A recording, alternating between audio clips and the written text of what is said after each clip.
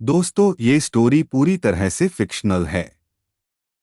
इसका किसी भी व्यक्ति या स्थान से कोई संबंध, सिर्फ एक संयोग है। अगर कहानी अच्छी लगे तो प्लीज हमारे म्यूसिकारसा 777 चैनल को लाइक, सब्सक्राइब और कमेंट करें। धन्यवाद। कक्षाएं खत्म होते ही ध्रुव फालतू घूमने के बजाय सीधा परिसर से बाहर निकल जाता। उसे हमेशा अच्छे नंबर लाने की फिक्र रहती थी और उसके पास टाइम बर्बाद करने का कोई इरादा नहीं था। यूनिवर्सिटी के गेट से बाहर निकलते ही वो अपनी पार्किंग में गया, कार स्टार्ट की और वहां से चला गया। जैसे ही वो निकला, एक काली एमपीवी उसकी कार के पीछे लग गई। रात के करीब 10 बजे वो होटल पहुंचा। आज उसने कुछ ज्यादा लग्जरी पॉइंट कलेक्ट किए थे, जो बढ़कर 325 हो गए थे, लेकिन फिर भी उसे ये प्रोग्रेस काफी स्लो लगी। ध्रुव ने तानिया को कॉल किया। उसने तानिया से कहा कि कैपिटल सिटी में कुछ नए मेंबर्स हायर करें ताकि वो एक साथ 2 इंटरनेशनल मेट्रो सिटीज में बिजनेस बढ़ा सके। तानिया को समझ नहीं आया कि ध्रुव ऐसा क्यों चाहता था। ईस्ट लीग इंटरनेशनल वैसे भी काफी तेजी से ग्रो कर रहा था। अभी 1 महीने में उन्होंने 100 बिलियन से ज्यादा का इन्वेस्टमेंट किया था और वो हर जगह इन्वेस्टमेंट के लिए डिमांडेड पार्टनर बन गए थे। इन सारे इन्वेस्टमेंट्स का पहले पूरी तरह ऑडिट किया गया था और लगभग सभी में फ्यूचर में भारी प्रॉफिट का स्कोप था। लेकिन ध्रुव इससे खुश नहीं था। वो तानिया से बार बार कह रहा था कि और पैसे इन्वेस्ट करें। तानिया कंफ्यूज थी। वो सोचने लगी कि आखिर इस यंग बॉस के पास कितना पैसा है। हालांकि ये कंफ्यूजन उसके काम को डिस्टर्ब नहीं करती। अगर उसके सीनियर ने कहा कि कर्मचारियों को कैपिटल सिटी भेजना है, तो वो ऐसा ही करेगी। अगले ही दिन कुछ सीनियर स्टाफ कैपिटल सिटी के लिए रवाना हो गए ताकि ध्रुव के निर्देशों का पालन कर सके। अगली सुबह ध्रुव ने ओलिवर को फोन किया और उससे छुट्टी मांगी। ओलिवर चाहता था कि ध्रुव क्लास अटेंड करे, लेकिन ध्रुव ने वादा किया कि वापसी पर वो स्कूल को और फंड डोनेट करेगा। ओलिवर ने तुरंत अपनी राय बदल दी। उसने कहा कि वो सब संभाल लेगा और ध्रुव को स्कूल की टेंशन लेने की जरूरत नहीं है। ध्रुव ने मन ही मन सोचा, पैसा ही सब कुछ है। अगर कोई काम पैसे से नहीं हो रहा तो बस और पैसा डाल दो। सुबह ध्रुव ने तानिया की भेजी हुई टीम से मुलाकात की। ये करीब 50 लोगों की टीम थी। उसने तुरंत उन्हें बेंज डीलरशिप पर ले जाकर हर किसी के लिए एक एक एमपीवी खरीद दी ताकि ट्रैवल करना उनके लिए आसान हो जाए। इसके बाद वो टीम को स्टारी नाइट होटल ले गया।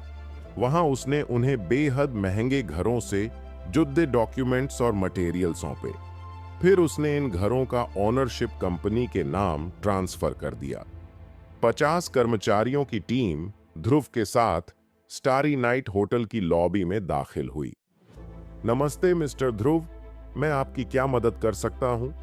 होटल के लंबे, युवा और खूबसूरत लॉबी मैनेजर ने पूछा।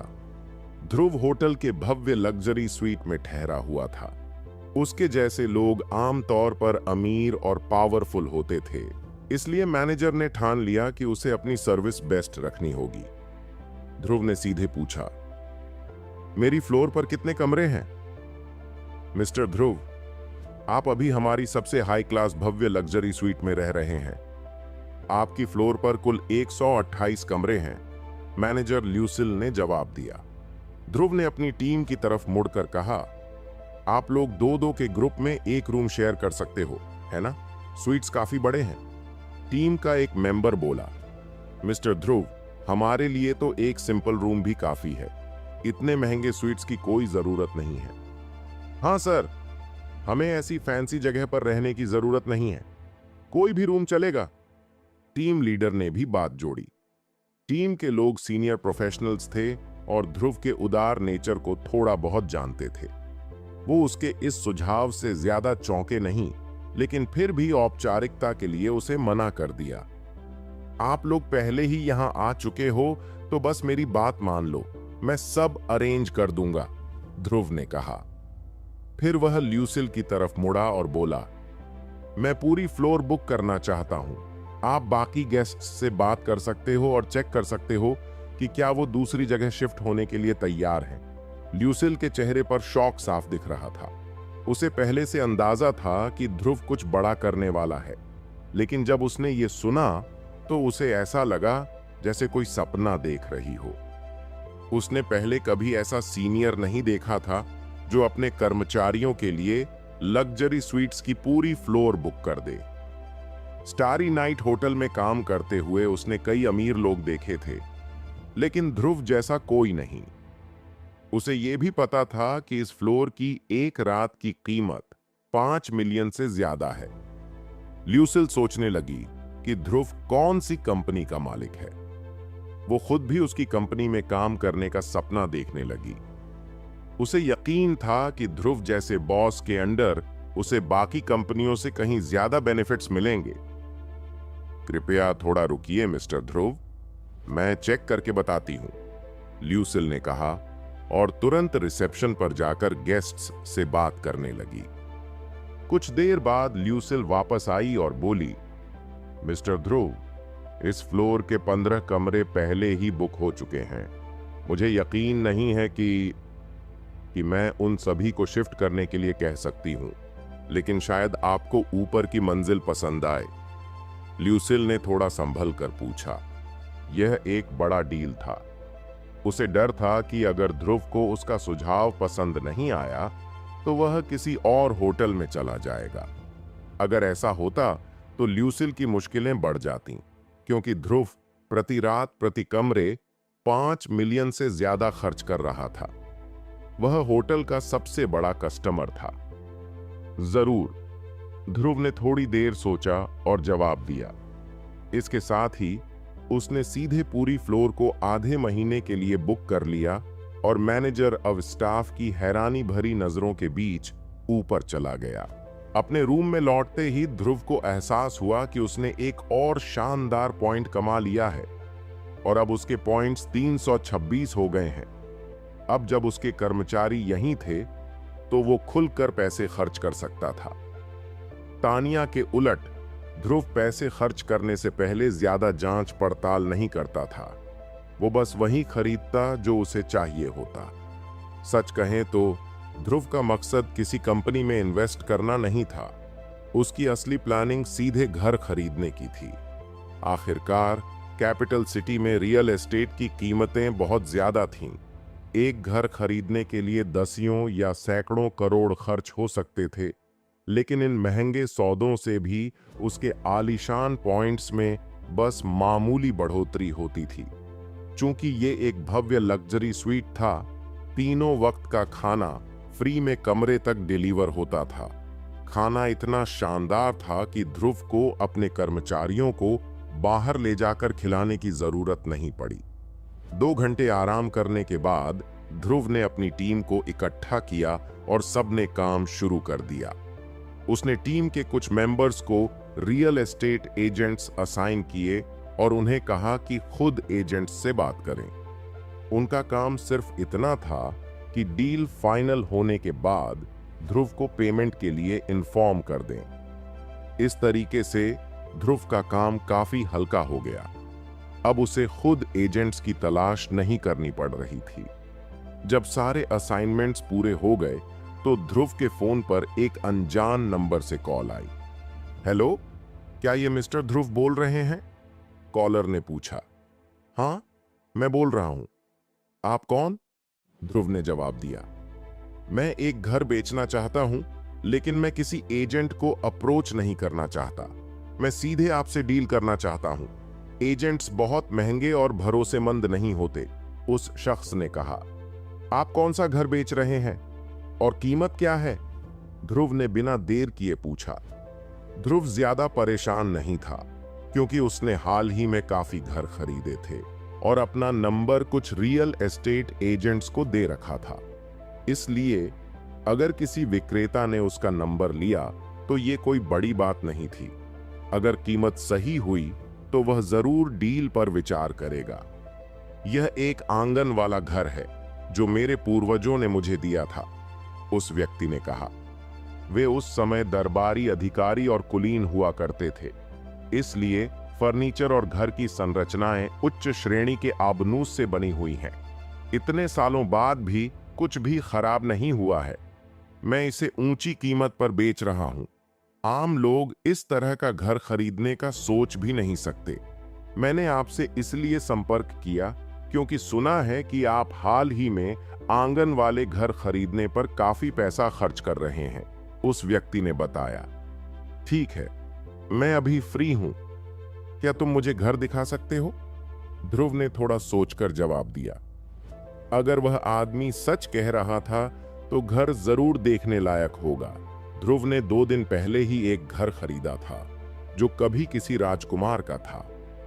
अगर यह घर भी अच्छी लोकेशन पर है तो इसकी कीमत कम से कम $1 अरब हो सकती है। ध्रुव इन दिनों तेजी से प्रॉपर्टी खरीद रहा था। शानदार पॉइंट्स कमाने और अपनी पोजीशन मजबूत करने के साथ साथ वह उस दिन की भी तैयारी कर रहा था जब सिस्टम अचानक गायब हो सकता था। तब तक उसके पास इतना सब कुछ होगा कि वह आरामदायक जिंदगी जी सके। हाँ, बिल्कुल, दूसरी तरफ से तुरंत जवाब आया। दोनों ने मिलने के लिए एक जगह तय कर ली। जब ध्रुव वहां पहुंचा तो उसने देखा कि लगभग 30 साल का अच्छे कपड़े पहने एक आदमी उसका इंतजार कर रहा था। ध्रुव ने जैसे ही उसे देखा, उसकी तेज मानसिक शक्ति ने भांप लिया कि वह आदमी अंदर से अस्थिर था और उसकी निगाहें बार बार घबरा रही थीं। इसके इरादे ठीक नहीं लग रहे, ध्रुव ने मन ही मन सोचा। उसे समझ आ गया कि ये आदमी शायद उसे घर बेचने के लिए नहीं बुला रहा, बल्कि इसके पीछे कुछ और है। लेकिन ध्रुव को अभी तक ये नहीं पता चला कि वह क्या चाहता है। क्या ये मुझे किडनैप करके पैसे ऐंठने की प्लानिंग कर रहा है, क्योंकि मैंने हाल ही में काफी खुले हाथों से खर्च किया है, ध्रुव ने सोचा। फिर भी उसने आदमी की पोल नहीं खोली, क्योंकि उसे जानने की उत्सुकता थी कि वह आखिर चाहता क्या है। अब ध्रुव पहले से ज्यादा बहादुर और मजबूत हो चुका था। वह बिना थके 100 लोगों का भी सामना कर सकता था। मुलाकात के बाद वह आदमी ध्रुव को एक शब्द बताए बिना उसे साथ चलने को कहने लगा। उसने वादा किया कि ये बस थोड़ी दूरी का सफर है और गाड़ी की जरूरत नहीं होगी। कुछ तो गड़बड़ है, ध्रुव ने सोचा। जैसा उसने सोचा था, वह आदमी उसे एक सुनसान इलाके में ले गया और एक पतली सी गली में रुक गया। ध्रुव को लगा कि शायद अब ये लोग उसे डराने धमकाने की कोशिश करेंगे और पैसे मांगेंगे। उसने अपने आसपास के माहौल को गौर से देखना शुरू किया। अरे, और कोई नहीं है, बस ये अकेला। ये कैसे हो सकता है? ध्रुव को उम्मीद थी कि यहां कम से कम कुछ दर्जन लोग होंगे, लेकिन जितना उसने उस आदमी का बारीकी से निरीक्षण किया, वह उसे कोई शक्तिशाली या प्रभावशाली व्यक्ति नहीं लगा। बस हो गया, अब मुझे बताओ कि क्या चल रहा है। मेरे पास यहां तुम्हारे साथ टाइम बर्बाद करने का समय नहीं है। इससे पहले कि मैं तुम्हें समझाऊं, खुद को समझाओ, ध्रुव ने सख्ती से कहा, दूसरे व्यक्ति के पीछे खड़े होकर। दूसरे ने बिना कुछ बोले तेजी से आगे की ओर दौड़ लगाई और गली के कोने में जाकर गायब हो गया।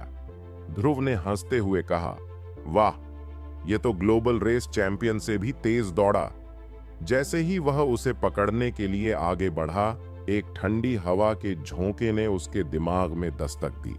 अचानक उसके रोंगटे खड़े हो गए। ये कैसा एहसास है? ध्रुव तुरंत सतर्क हो गया।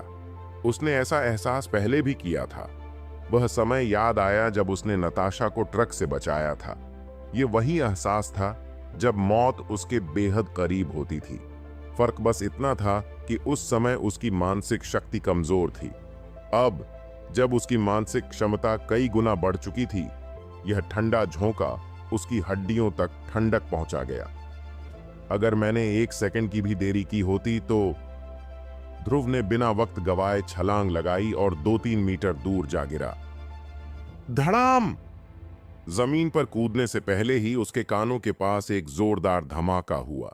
जहां वह अभी खड़ा था, वहां अब एक छोटा सा छेद था। ध्रुव ने पीछे मुड़कर देखा और उसकी आंखें सिकुड़ गईं। स्नाइपर राइफल, और वह भी अत्यधिक ताकतवर। इसकी गोली अगर 10 सेंटीमीटर मोटे कंक्रीट के फर्श में छेद कर सकती है तो इंसान के शरीर को तो टुकड़ों में ही बदल देगी। ध्रुव का माथा ठनक गया। यह फिरौती नहीं है, यह तो हत्या का मामला है। ध्रुव ने तेजी से सोचा और बिना वक्त गंवाए दूसरी दिशा में छलांग लगाई। जैसा उसने सोचा था, जहां वह पहले खड़ा था वहां अब एक और गड्ढा बन चुका था। इस बार जमीन पर उतरने के बाद भी उसने पलटकर पीछे नहीं देखा। वह सीधे उस दिशा में दौड़ पड़ा जहां से गोली चली थी। ध्रुव की मौजूदा ताकत ऐसी थी कि भागते हुए उसे निशाना बनाना असंभव था। स्नाइपर के पास बस एक मौका था, उस वक्त जब वह रुका हुआ हो। जब ध्रुव अपनी पूरी गति से दौड़ रहा था तो आम इंसान उसकी परछाई तक नहीं देख पाते। 800 मीटर दूर एक परित्यक्त इमारत की 20वीं मंजिल पर एक लंबा विदेशी व्यक्ति ध्रुव को अपनी ओर आते हुए देख रहा था। उसका नाम टकर था। उसने अपने हाथ में पकड़ी स्नाइपर राइफल को गुस्से से वापस केस में डाल दिया। कैसे चूक गया मैं? उसने खुद से बुदबुदाया। टक्कर को उम्मीद नहीं थी कि वह निशाने से चूक जाएगा। इससे पहले उसने कभी भी अपने लक्ष्य को नहीं छोड़ा था। वह डार्क वेब के टॉप 40 हथियारों में गिना जाता था। हालांकि उसकी युद्ध क्षमता दुनिया की सबसे मजबूत नहीं थी, लेकिन वह पक्का था कि शार्प शूटिंग में वह टॉप 10 में आता है और खुद को छुपाने में भी माहिर है। जहां तक उसका सवाल था, कोई भी इतना ताकतवर नहीं था कि उसकी गोली खाकर बिना नुकसान के बच जाए। टाइगर रैंक हो या ड्रैगन रैंक का मास्टर, गोली लगेगी तो बचेगा नहीं, उसने सोचा। इसी आत्मविश्वास के साथ उसने ये मिशन लिया था। सोमरलैंड की राजधानी में मिशन लेने की हिम्मत बहुत कम लोग करते थे, लेकिन वह निडर था। उसके लिए काम बहुत सिंपल था।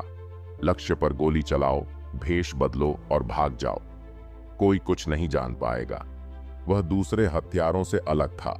वो अपने लक्ष्य को पीट पीट कर नहीं मारता था, बस एक सही जगह चुननी थी और अपना शिकार वहां फंसाना था। 1 अरब देकर मुझे रखा है, ये तो एक टॉप टाइगर रैंकर को मारने के लिए काफी से ज्यादा है, उसने खुद से कहा। इसलिए जब वह असफल हुआ तो उसे तगड़ा झटका लगा।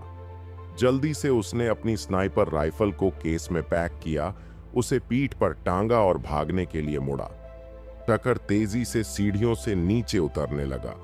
उसे नहीं पता था कि ध्रुव उसकी सही लोकेशन का अंदाजा लगा सकता है या नहीं, लेकिन ध्रुव ने गोली के प्रक्षेप पथ, ट्रेजेक्टोरी से यह जान लिया था कि स्नाइपर किस दिशा में हो सकता है। स्नाइपर हमेशा सबसे ऊंची जगह चुनते हैं, उसने सोचा। ध्रुव कोई स्नाइपर नहीं था, लेकिन उसने ये बातें टीवी शो में देखी थीं। कुछ ही समय में ध्रुव खाली पड़ी इमारत की पहली मंजिल पर पहुंच गया। उसकी मौजूदा ताकत के लिए कुछ 100 मीटर की दूरी तय करना मुश्किल नहीं था, लेकिन इलाके की हालत खराब थी। जगह जगह टूटे मकान और ऊबड़ खाबड़ सड़कें थीं, जिससे उसे वहां पहुंचने में ज्यादा वक्त लग गया। जब ध्रुव नीचे पहुंचा तो उसने देखा कि एक लंबा आदमी जिसने बेसबॉल कैप पहनी हुई थी और पीठ पर आयताकार बैग लटकाया था, तेजी से इमारत से बाहर निकल रहा था। भाड़ में जाओ, ध्रुव गुस्से में था। उसे यह जानने की जरूरत नहीं थी कि यह वही आदमी है जिसने उस पर गोली चलाई थी। तुमने मुझे मारने की कोशिश की, अब भुगतो। ध्रुव ने बिना वक्त गंवाए दौड़ लगाई। ढप! उसकी ताकत और मानसिक शक्ति अपनी पूरी क्षमता पर पहुंच गई। एक भारी दबाव की आभा उसके चारों तरफ फैल गई। ध्रुव तेजी से उस आदमी की तरफ दौड़ा जो अब सीढ़ियों से बाहर खड़ा था। बिना कोई मौका छोड़े उसने 8 चरम मुट्ठी का अपना विशेष कौशल इस्तेमाल किया। 8 चरम मुट्ठी, धातु पर्वत धक्का। दूसरी तरफ टकर सीढ़ियों से भागते हुए गुस्से में अपने आप से बड़बड़ा रहा था। जैसे ही टकर भूतल पर सीढ़ियों के कोने पर पहुंचा, उसने देखा कि उसका लक्ष्य ध्रुव उसकी आंखों के सामने खड़ा था। टकर हक्का बक्का रह गया। वह तेजी से मुड़ा और वापस सीढ़ियों की ओर भागने लगा। टाइगर रैंक मास्टर के साथ पास से लड़ाई में मैं नहीं जीत सकता। उसने तुरंत तय कर लिया कि दूरी बनानी होगी ताकि वह अपनी बंदूक से हमला कर सके। वैसे भी उसके पास स्नाइपर राइफल के अलावा और हथियार थे, लेकिन जैसे ही वह भागने को मुड़ा, एकदम घोंटू दबाव ने उसे जकड़ लिया। क्या हो रहा है? इससे पहले कि वह कुछ समझ पाता, ध्रुव उसकी सामने आ चुका था। धड़ाम! टक्कर को लगा जैसे पहाड़ टूटकर उस पर गिर गया हो। पफपट! उसके मुंह से खून का फव्वारा निकल गया। अंदरूनी अंग कुचल गए थे। दर्द इतना भयंकर था कि वह लगभग बेहोश हो गया। ध्रुव ने टक्कर को जोर से धक्का दिया, लेकिन खुद पीछे नहीं हटा। टक्कर सीधे पीछे की दीवार से टकराया। धमाक! कंक्रीट की दीवार में 10 सेंटीमीटर से भी गहरा छेद बन गया। कोई सोच भी नहीं सकता था कि ध्रुव ने इस वार में कितनी ताकत लगाई थी। टक्कर को तुरंत समझ आ गया कि उसकी रीढ़ की हड्डी टूट गई है। उफ! उसने फिर से खून थूका। दोनों दीवार तोड़कर फर्श पर गिर पड़े। फर्क बस इतना था कि टक्कर दर्द से कराहते हुए जमीन पर पड़ा था, जबकि ध्रुव एकदम स्थिर खड़ा था। टक्कर ने उठने की कोशिश की, लेकिन वह अपना सिर हिलाने के अलावा और कुछ नहीं कर सका। उसका शरीर किसी भी तरह की ताकत लगाने में पूरी तरह असमर्थ था। धीरे धीरे उसकी सारी ऊर्जा खत्म हो गई। अंतहीन अंधेरा उसे घेरने लगा। ध्रुव उसके पास गया और उसकी नब्ज टटोलने की कोशिश की। भाड़ में जाओ, ये तो मर चुका है, ध्रुव ने गुस्से से कहा। इतने कमजोर क्यों निकले? मैंने तो अब तक ये भी नहीं पूछा कि तुम्हें मुझे मारने के लिए किसने भेजा है। हालांकि यह उसकी पहली हत्या थी, लेकिन उसे कोई फर्क नहीं पड़ा। ध्रुव को पता था कि या तो वो मरेगा या उसे मारना पड़ेगा। टक्कर के चेहरे पर नजर डालते ही ध्रुव समझ गया कि वह विदेशी है। फाल्कन देश में विदेशी खतरों से जुड़े मामलों का प्रभारी टीम वल्चर का कप्तान लुकास था। ध्रुव ने सीधे लुकास को कॉल किया। एक विदेशी मुझे मारने आया था, उसके पास बहुत पावरफुल हथियार थे। ध्रुव ने लुकास को स्थिति समझाई और अपना लोकेशन भेज दिया। लुकास ने ध्रुव को वहीं रुकने के लिए कहा।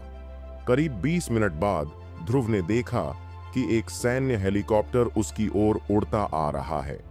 हेलीकॉप्टर पास की परित्यक्त इमारत की छत पर आकर रुक गया। बहुत जल्द लुकास और उसकी टीम ध्रुव के पास पहुंच गई। सर! ध्रुव ने चिल्लाकर लुकास को बुलाया। क्या हुआ? लुकास ने गंभीरता से पूछा। ध्रुव ने पूरी घटना विस्तार से बता दी। लुकास ने अपने साथ आई महिला टीम सदस्य की ओर देखा और कहा, पता लगाओ ये कौन है। जी सर, महिला ने फौरन जवाब दिया। वो टक्कर के पास गई। सबसे पहले उन्होंने रासायनिक घोल की एक बोतल निकाली और उसका चेहरा साफ किया। फिर साफ पानी से धोकर चेहरा पूरी तरह साफ किया। इसके बाद उन्होंने एक स्कैनर निकाला और उसे लैपटॉप से कनेक्ट कर टक्कर के चेहरे को स्कैन किया। कुछ देर बाद महिला टीम लीडर ने रिपोर्ट दी। सर, हमने इसे पहचान लिया है। इसका नाम टक्कर है। ये डार्क वेब के टॉप 40 हथियारों में से एक है। ये हथियारों के बीच काफी फेमस है। क्यों? लुकास ने पूछा। सर, ये सिर्फ एक टाइगर रैंकर नहीं है, बल्कि हर तरह के हथियार चलाने में भी एक्सपर्ट है। लुकास ने ध्रुव की ओर पलटकर कहा, तुमने आखिर किसका अपमान कर दिया? जो कोई भी डार्क वेब पर इतना पैसा खर्च कर सकता है, वो काफी बड़ा दुश्मन होगा। ध्रुव का ध्यान तुरंत कुशल और सुशांत पर गया। वे अभी तक जीवित तो थे, लेकिन गायब थे। उसके अनुसार अगर किसी का उससे खून का झगड़ा हो सकता था, तो वही दोनों थे। मुझे कैसे पता होगा सर? मैं तो बस एक यूनिवर्सिटी का स्टूडेंट हूं। मैंने ऐसा क्या किया कि कोई मुझे मरवाना चाहेगा? ध्रुव ने चिढ़कर जवाब दिया। लुकास मुस्कुराया और बोला, ठीक है, इसे अपने दिमाग में रखो और अब से ज्यादा सावधान रहना। ये लोग फिर से तुम्हारे पीछे किसी और को भेज सकते हैं। चलो, मुझे वो जगह दिखाओ जहां ये सब शुरू हुआ था और डिटेल में सब बताओ। ध्रुव लुकास और टीम को उस जगह ले गया जहां उसने पहली बार हमला झेला था। फिर उसने उन्हें वो जगह भी दिखाई जहां उसने टकर को हराया था। जैसे ही टीम ने कंक्रीट के फर्श पर स्नाइपर राइफल के गोलियों से बने छेद देखे, वे सन्न रह गए। अगर ये गोली किसी को लग जाती तो शरीर का क्या हाल होता? एक टीम सदस्य ने धीरे से कहा। जब ध्रुव ने उन्हें वो दीवार दिखाई जहां उसने टकर को मारा था, लुकास खुद को उसकी तारीफ करने से नहीं रोक पाया। कंक्रीट की दीवार में ऐसा छेद, तुमने ये कैसे किया ध्रुव? लुकास ने हैरानी से पूछा। ध्रुव ने कुछ नहीं कहा। टीम की महिला सदस्य भी ध्रुव की ताकत देखकर हैरान थीं। वे उसकी उम्र को देखकर और भी ज्यादा चकित थीं। इतनी छोटी उम्र में इतनी ताकत? उन्होंने आपस में चर्चा की। ध्रुव ने स्थिति लुकास और उसकी टीम के हवाले कर दी। लुकास ने ध्रुव से कहा, ये टीम स्पाइडर है, ये ऐसे मामलों में बहुत एक्सपर्ट है। आगे कुछ भी हो हमें तुरंत बताना। ध्रुव वहां से निकल गया। लुकास और टीम बाकी की जांच पड़ताल में लग गए, जो फाल्कन के खुफिया नेटवर्क की प्रभारी टीम थी। उन्होंने ध्रुव से कहा, अगर तुम्हें किसी भी अतिरिक्त जानकारी की जरूरत हो तो हमसे संपर्क करना, और अगर हमें कोई नया सुराग मिलेगा तो हम तुम्हें सूचित करेंगे। इसके साथ ही उन्होंने संपर्कों का आदान प्रदान किया। ध्रुव ने उनकी भुजाओं पर मकड़ी की आकृति देखी थी। हालांकि उनकी वर्दी पर गिद्ध का चित्र होना चाहिए था, लेकिन उन्होंने इसे कभी पहना ही नहीं। स्टारी नाइट होटल लौटते ही ध्रुव ने महसूस किया कि उसे और भी मजबूत बनना होगा। आज जो हुआ वो बेहद खतरनाक था। अगर उसकी मानसिक शक्ति थोड़ी भी कमजोर होती तो शायद वह समय पर खतरे को भांप नहीं पाता और अपनी जान गंवा देता। अगर वो बच भी जाता तो इतनी शक्तिशाली स्नाइपर राइफल उसे हमेशा के लिए अपंग बना देती। यह बहुत डरावना था। ध्रुव ने मन ही मन सोचा कि उसे अपने भव्य अंक, ग्रैंड पॉइंट्स 1000 तक बढ़ाने होंगे और अपनी मानसिक शक्ति, मेंटल स्ट्रेंथ को भी। तभी वह सामान्य सीमाओं को तोड़ पाएगा। मानसिक शक्ति बहुत जरूरी है। यह खतरे को पहले ही भांप लेती है। उसे अपनी मानसिक शक्ति के साथ अपनी शारीरिक क्षमता, फिजिकल एबिलिटी भी बढ़ानी होगी। मैं अभी भी बहुत कमजोर हूं, लेकिन कोई मुझे पहले ही निशाना बना रहा है। इससे भी ज्यादा डरावना यह था कि उसे पता ही नहीं था कि उसका दुश्मन कौन है। अनजान दुश्मन सबसे खतरनाक होता है। ध्रुव ने सोचा, क्या होगा अगर फिर से टक्कर जैसा कोई हत्यारा मेरे पीछे भेजा गया, या लुकास जैसे बड़े नाम। वह इस बात की गारंटी नहीं दे सकता था कि वो हमेशा उनसे बच पाएगा। कम से कम उसे अपनी मार्शल क्षमता, मार्शल स्किल्स को उनके स्तर तक लाना होगा, नहीं तो वह खुद को कभी सुरक्षित महसूस नहीं करेगा। इसके लिए उसे बहुत सारे अंकों की जरूरत थी। अब सवाल यह है कि मैं ज्यादा से ज्यादा अंक कैसे अर्जित कर सकता हूं। इस बारे में सोचते हुए उसने तानिया को कॉल किया। फोन उठते ही तानिया ने कहा, नमस्ते मिस्टर ध्रुव। ध्रुव ने जवाब दिया, मिस तानिया, मुझे कुछ चीजें खरीदनी हैं। तुम्हें इन्हें जल्द से जल्द ढूंढना होगा, और याद रखना, जो सबसे बढ़िया हो वही खरीदना। पैसे की कोई चिंता नहीं है। तानिया ने पूछा, आपको क्या खरीदना है? मुझे एक द्वीप, एक विमान और एक क्रूज चाहिए। जेट और हेलीकॉप्टर दोनों खरीदो, और जो सबसे शानदार क्रूज शिप हो वो भी खरीद लो। तानिया ने थोड़ा हैरानी से पूछा, क्या आप सच में ये सब खरीदना चाहते हैं मिस्टर ध्रुव? मेरा मानना है कि इस पैसे को किसी निवेश में लगाना ज्यादा फायदेमंद होगा। इन चीजों की कीमत समय के साथ कम हो जाएगी। आपको इनसे कोई फायदा नहीं होगा। ध्रुव ने जवाब दिया, कोई बात नहीं, जैसा मैं कह रहा हूं वैसा ही करो। पैसे की कोई समस्या नहीं है। और प्रगति थोड़ी धीमी है। मुझे यह सब जल्दी चाहिए, इसलिए इसे तेज करो, ठीक है? अगर तुम्हें लगता है कि पर्याप्त लोग भर्ती हो चुके हैं तो भरोसेमंद लोगों को बाकी प्रांतों और शहरों में नियुक्त करो। मैं चाहता हूं कि ईस्ट लीग इंटरनेशनल एक वर्ल्ड क्लास इन्वेस्टमेंट कंपनी बने। ठीक है, समझ गई मिस्टर ध्रुव। तानिया ने तुरंत जवाब दिया। ध्रुव ने पहले ही अपना आदेश दे दिया था, इसलिए उसे और कुछ कहने की जरूरत नहीं थी। लेकिन तानिया के मन में एक सवाल बार बार उठ रहा था। ध्रुव के पास इतना पैसा आया कहां से? यहां तक कि बड़े और अमीर परिवार भी अपने बच्चों को इस तरह पैसा खर्च करने की इजाजत नहीं देते। तानिया उलझन में थी, लेकिन वह ध्रुव के काम में दखल देने की स्थिति में नहीं थी। राजधानी शहर का एक गुप्त अड्डा। लुकास इस वक्त टकर की लैब रिपोर्ट का इंतजार कर रहा था। कुछ देर बाद एक बूढ़ा आदमी जिसने मास्क पहना हुआ था लैब से बाहर निकला। कैसा है ओल्ड कोल? लुकास ने पूछा। स्नाइपर फाल्कोनिया के ब्लैक मार्केट से खरीदा गया एक कस्टमाइज्ड मॉडल है। इसकी गोलियां भी खास तौर पर ज्यादा नुकसान पहुंचाने के लिए बनाई गई हैं। टकर के पास कई तरह के खास हथियार भी थे। हमारे एनालिसिस के मुताबिक ये हथियार छोटे छोटे हिस्सों में तोड़कर देश में लाए गए होंगे, लेकिन वे कैसे लाए गए ये अभी साफ नहीं है। कोल ने थोड़ा रुककर कहा, लेकिन इतना तय है कि यह आदमी हथियारों के इस्तेमाल में बहुत कुशल था। लुकास ने गंभीरता से कहा, इस केस का सबसे अहम हिस्सा यही है। हमें यह पता लगाना होगा कि यह हथियार देश में कैसे आए। हमें उस सप्लाई चेन का पता लगाना होगा और उसे खत्म करना होगा, वरना अगर ये गन्स गैंगस्टर्स और क्रिमिनल्स तक पहुंच गईं तो समाज के लिए बहुत बड़ा खतरा बन जाएंगी। और हाँ, ओल्ड कोल ने थोड़ा नाराज होकर कहा, अपने आदमियों से कहो कि थोड़ा आराम से चलें। टकर के लेवल का कोई टाइगर रैंकर भी ऐसी चोट सहने के बाद बच नहीं पाता। उसके अंग बुरी तरह कुचले हुए हैं, लेकिन उसके ऊपरी शरीर की हड्डियां सही सलामत हैं। ऐसा अक्सर नहीं होता, लुकास ने जवाब दिया।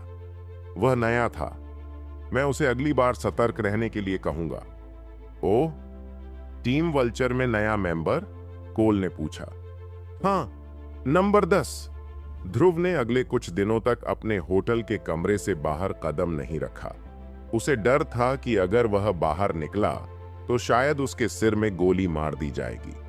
सबसे बड़ी समस्या ये थी कि उसे यह भी नहीं पता था कि उसका दुश्मन कौन है। क्या मैं हर बार खतरे को पहले से भांप पाऊंगा? इसकी कोई गारंटी नहीं है। ध्रुव के पास अभी भी खर्च करने के लिए बहुत पैसा था और वह इतनी जल्दी मरना नहीं चाहता था। उसने अपने कमरे के पर्दे कसकर बंद कर दिए थे। ध्रुव ने खिड़कियों के पास जाने की हिम्मत तक नहीं की। उसके होटल के सामने एक इमारत थी जो उसके होटल जितनी ही ऊंची थी। ध्रुव को लग रहा था कि कोई उस इमारत से उसे निशाना बना सकता है। सावधानी ही इस वक्त सबसे बेहतर तरीका है। सौभाग्य से उनके लगातार कोशिशों और आग्रह का नतीजा ये हुआ कि स्प्रिंगफील्ड और कैपिटल सिटी में खरीदारी से उन्हें अच्छा खासा फायदा हुआ। अब ध्रुव के पास 578 लेविश पॉइंट्स थे। उनके एम्प्लॉयज ने पहले ही आइलैंड्स, प्लेन्स और क्रूजेस खरीदने के लिए चैनल से कांटेक्ट कर लिया था। ध्रुव इन्हें कभी भी खरीद सकता था और इससे उसे और भी ज्यादा शानदार पॉइंट्स मिल सकते थे। ध्रुव ये सब कुछ स्टारी नाइट होटल के ग्रैंड लग्जरी स्वीट में आराम से बैठकर कर रहा था। उसने पहले ही ठान लिया था कि जब तक वह अपनी मेंटल स्ट्रेंथ को इंप्रूव नहीं कर लेता, तब तक वह कमरे से बाहर नहीं निकलेगा। उसके लिए खुद की लाइफ से ज्यादा इंपॉर्टेंट कुछ भी नहीं था। जब उसे कुछ और नहीं करना होता तो वह नटाशा को मैसेज करता या अपने हाई स्कूल ग्रुप चैट में बात करता। टीम स्पाइडर ने कल उससे कांटेक्ट किया और बताया कि उन्होंने उस आदमी को ढूंढ लिया है जिसने ध्रुव को गली में फुसलाया था। वह आदमी कैपिटल सिटी का रहने वाला था, एक रिच फैमिली से था, लेकिन उसे जुए की लत थी। इसी एडिक्शन की वजह से उसकी वाइफ और बच्चे उसे छोड़कर चले गए थे। उस आदमी पर बहुत सारा कर्ज था और उसे ध्रुव को गली में लाने के लिए 1 लाख रुपये का ऑफर दिया गया था। उसने वही किया जो उससे कहा गया था। ध्रुव को इसमें कोई शक नहीं था कि इस पूरी प्लानिंग के पीछे टकर का ही हाथ है। भाड़ में जाए ये सब, उसने खुद से कहा। उस 1 लाख की कीमत चुकाने के चक्कर में दाऊद की जान जाते जाते बची थी। 3 दिन हो चुके थे। ध्रुव को खुद को कमरे में बंद किए हुए। तीसरे दिन तानिया ने आखिरकार उसे कॉल किया और बताया कि वह जो भी चीजें खरीदना चाहता था उनके लिए उसने चैनल्स से बात कर ली है। हालांकि डिमांड बढ़ने की वजह से प्राइसेस थोड़ी ज्यादा हो गई थीं। ध्रुव को इस बात की कोई परवाह नहीं थी कि चीजें महंगी हैं या नहीं। असल में उसे खुशी हो रही थी कि अब वे और महंगी हो गई हैं। तानिया को पैसे ट्रांसफर करने के बाद ध्रुव ने अपने लैविश पॉइंट्स के बढ़ने का इंतजार करना शुरू कर दिया। दोपहर से रात तक उसके शानदार पॉइंट्स 3 बार बढ़े। उसने कुल मिलाकर 300 पॉइंट्स कमाए, जिससे उसके टोटल 300 पॉइंट्स हो गए। पॉइंट्स 864 हो गए। ध्रुव को इससे कोई फर्क नहीं पड़ता था कि वह अपना पैसा कैसे खर्च कर रहा है, जब तक उसे ज्यादा लैविश पॉइंट्स मिलते रहें। फिर उसने अपनी सारी नई प्रॉपर्टीज ईस्ट लीग इंटरनेशनल के नाम पर ट्रांसफर कर दी। 1000 लैविश पॉइंट्स तक पहुंचने के लिए उसे अब सिर्फ 100 और पॉइंट्स की जरूरत थी। मतलब उसके पास खर्च करने के लिए 10 अरब डॉलर से ज्यादा थे। ये तो साफ था कि 1000 लैविश पॉइंट्स उसे ऐसी मानसिक ताकत देंगे जो उसके शारीरिक स्टेट्स के बराबर होगी। लेकिन अपनी मानसिक और शारीरिक ताकत को पूरी तरह बढ़ाने से पहले उसे और पॉइंट्स चाहिए थे। इसलिए ध्रुव ने मेंटली उन लोगों को याद किया जिन्हें वह जानता था। वह किसी ऐसे इंसान को ढूंढने की कोशिश कर रहा था जो उसे कम से कम टाइम में ज्यादा लैविश पॉइंट्स दिलाने में हेल्प कर सके। तभी उसे एक नाम याद आया, एंडी लुइस। एंडी ने सफारी लैंड में एक खदान पर करीब 10 अरब डॉलर खर्च किए थे। उसके पास फिलहाल उस खदान के 25% शेयर थे। ध्रुव को लगा कि अगर एंडी उसकी मदद करे तो वह 2 खदानें खरीद सकता है और 20 से 30 अरब डॉलर खर्च करके ज्यादा पॉइंट्स कमा सकता है। यही सोचकर उसने तुरंत एंडी को कॉल किया। वह थोड़ा अनईजी फील कर रहा था, क्योंकि उसने ठान लिया था कि जब तक वह अपनी मेंटल स्ट्रेंथ इंप्रूव नहीं कर लेता तब तक वह अपने कमरे से बाहर नहीं जाएगा। अरे ध्रुव, और यहां मैं सोच रहा था कि तुम्हें अपने शेयर्स की कोई परवाह नहीं, एंडी ने फोन उठाते ही कहा। एंडी इन दिनों सफारी लैंड में माइनिंग के काम में बिजी था। उसे ध्रुव की हाल की एक्टिविटीज के बारे में कुछ पता नहीं था। न ही उसे यह मालूम था कि ध्रुव अब एससीसी का मेन मेंबर बन चुका है। एंडी, मैंने तुम्हें कॉल इसलिए किया क्योंकि मुझे शेयर्स की परवाह नहीं है। असल में मुझे तुमसे मदद चाहिए, ध्रुव ने सीधा जवाब दिया। तुम्हारी क्या मदद कर सकता हूं ध्रुव? तुम्हारे सफारी लैंड में कॉन्टैक्ट्स हैं, है ना? मैं सोच रहा था कि मजे के लिए 2 खदानें खरीद लूं। ओह ध्रुव, तुम भी माइंस खरीदने लगे हो? क्या तुम डायमंड माइंस की बात कर रहे हो या गोल्ड माइंस की? एंडी ने पूछा। कोई भी चलेगी। मुझे हाल ही में कुछ एक्स्ट्रा पैसे मिले हैं और ऑनेस्टली मुझे नहीं पता कि उन्हें कहां खर्च करना है, तो सोचा मजे के लिए खदानें खरीद लूं। अच्छा, अगर ऐसा है तो मेरे पास तुम्हारे लिए एक अच्छा सजेशन है। किसी ने खदान से ज्यादा दूर नहीं एक जगह डायमंड माइन डिस्कवर की है। वहां एक हाई ग्रेड डायमंड मिला था जो थंब के साइज का है और करोड़ों का है, लेकिन ओनर लोकल नहीं है। वह खदान को समरलैंड में बेचना चाहता है। प्रॉब्लम यह है कि क्योंकि यह नई डिस्कवर्ड माइन है, कोई नहीं जानता कि अंदर की सिचुएशन क्या है, तो थोड़ा रिस्क है। कोई बात नहीं, मुझे रिस्क से कोई डर नहीं। बस मुझे उस रिस्पॉन्सिबल पर्सन से कांटेक्ट करवाओ, जितनी जल्दी हो सके, ध्रुव ने अर्जेंसी दिखाते हुए कहा। सब कुछ उसकी प्लानिंग के मुताबिक हो रहा था। उसे रिस्क की कोई परवाह नहीं थी। ठीक है, मैं उनसे बात करता हूं और फिर तुम्हें अपडेट करता हूं, एंडी ने कहा। अभी बात करो, मैं तुम्हारे फोन का वेट कर रहा हूं। ध्रुव को जल्दी थी। उसे डर था कि अगर उसने एंडी को याद नहीं दिलाया तो वह काफी देर तक इंतजार करवाएगा। तुम्हें इसकी इतनी जल्दी जरूरत है? एंडी ने थोड़ी उलझन में पूछा। हाँ, ये बहुत जरूरी है, इसलिए जल्दी से पूछो।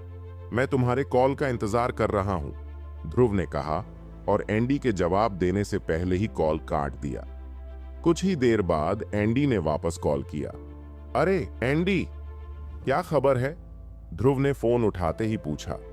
ध्रुव, वह 30 अरब मांग रहा है। मैं शायद इसे नेगोशिएट करके कम करवा सकता हूं, लेकिन रिस्क बहुत ज्यादा है। ये एक नई माइन है और कोई गारंटी नहीं है कि ये खदान कितनी गहरी है। अगर ये उम्मीद से छोटी निकली तो तुम्हें अपना मूल पैसा वापस मिलना मुश्किल होगा। कोई बात नहीं, जब तक वह बेचने को तैयार है मैं खरीदूंगा। मुझे वैसे भी कुछ एडवेंचरस चाहिए। बिना रिस्क के माइन खरीदने का कोई मजा नहीं है। बस इसे फाइनलाइज कर दो। क्या तुम्हें पक्का यकीन है ध्रुव? 30 अरब छोटी रकम नहीं है, ये तुम्हें पता है। हाँ, मुझे पूरा यकीन है। मैं ये डील तुम्हारे ऊपर छोड़ता हूं। कल कॉन्ट्रैक्ट पर साइन कर देना।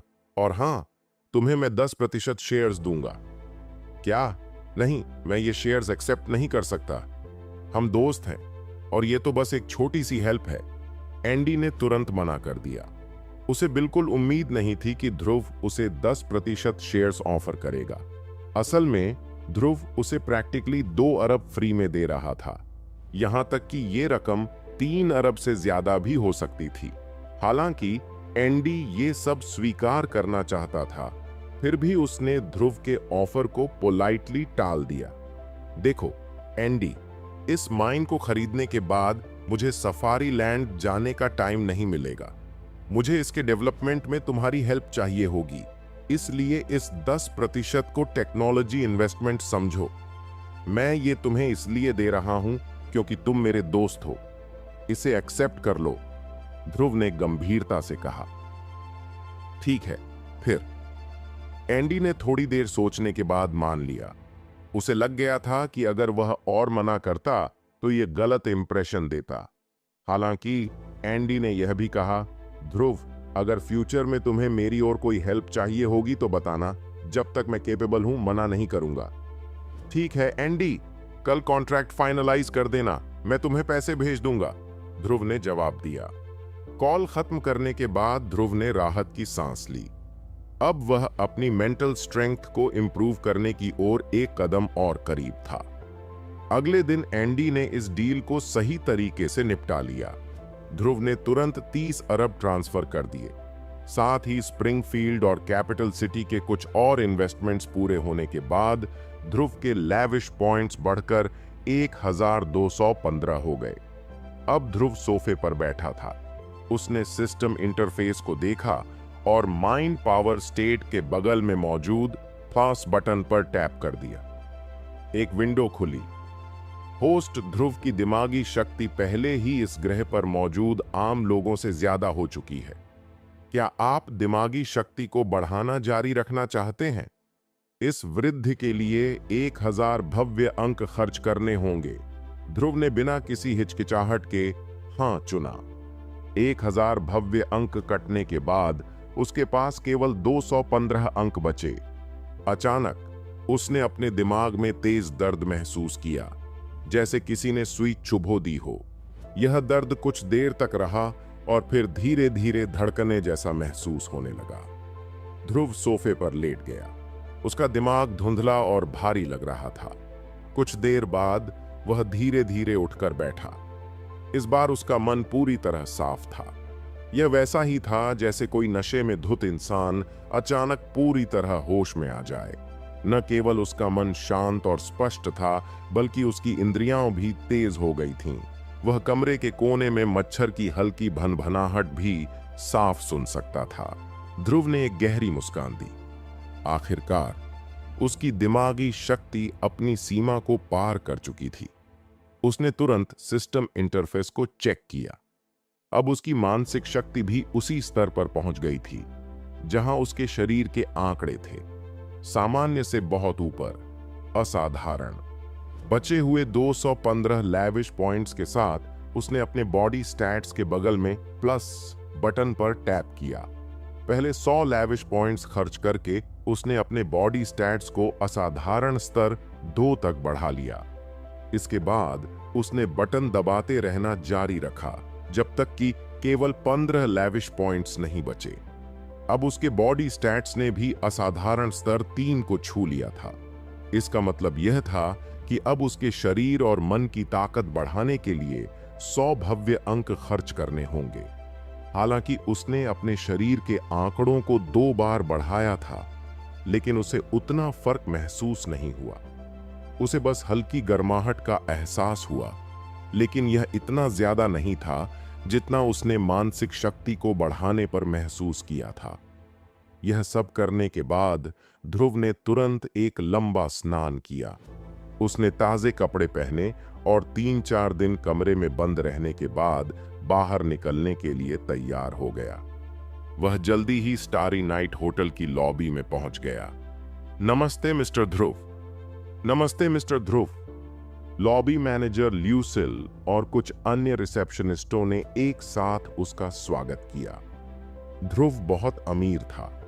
उसने अपने कर्मचारियों के लिए इस 10 सितारा होटल में आलीशान स्वीट बुक करने के लिए करोड़ों खर्च किए थे। ये किसी के लिए भी अप्रत्याशित था। अब जब वह उनके सामने था तो स्वाभाविक था कि वे उसे बेहतरीन सेवा देने की कोशिश करें। नमस्ते और आज की मेहनत के लिए धन्यवाद, ध्रुव ने हल्की मुस्कान के साथ कहा, जैसे वह खुद होटल का मालिक हो। होटल से बाहर निकलते ही ध्रुव अपनी कार में बैठा और चला गया। पीछे होटल की लॉबी में रिसेप्शनिस्ट आपस में बातें करने लगीं। क्या तुम लोगों को भी ऐसा लग रहा है? एक ने धीरे से पूछा। क्या? दूसरी ने जवाब दिया, आज मिस्टर ध्रुव में कुछ अलग सा है। हाँ, मैंने भी देखा। मुझे लगता है वह ज्यादा एनर्जेटिक और कॉन्फिडेंट हो गया है। हाँ, मुझे भी ऐसा ही लगा। मैं सोच भी नहीं सकती। मिस्टर ध्रुव जैसे इंसान से शादी करने के लिए कितनी किस्मत चाहिए। वह हैंडसम, कॉन्फिडेंट, रिच और इतना अच्छा इंसान है। और सबसे बड़ी बात, वह जरा भी घमंडी नहीं है।